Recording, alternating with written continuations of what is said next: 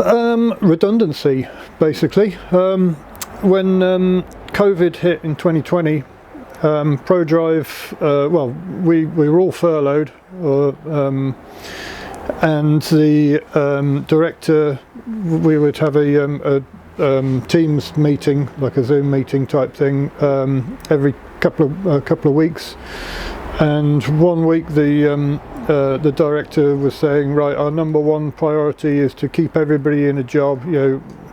That's nobody's going to find themselves out of work.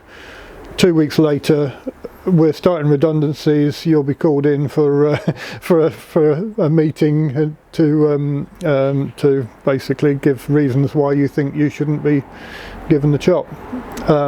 And out of 8 customer support engineers, they got rid of 5 of them, and I was one of the 5.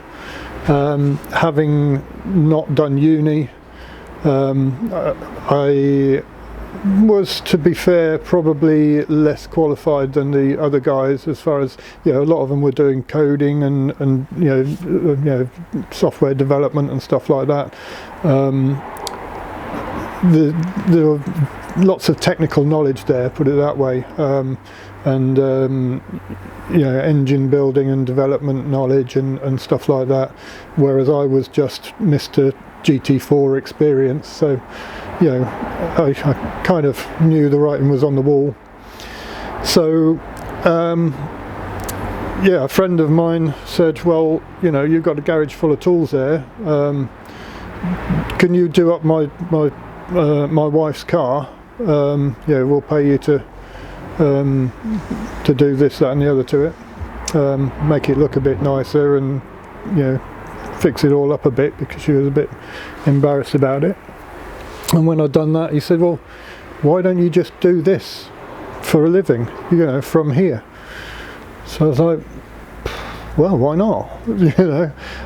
So I got the lift installed. I already had compressor, and well, a lot of the stuff that you see in there I already had anyway. So just decided I didn't want to be working for other people anymore. If I was doing it in my garage, I could start at 9 o'clock if I wanted. I could work till my dinner was ready in the evening.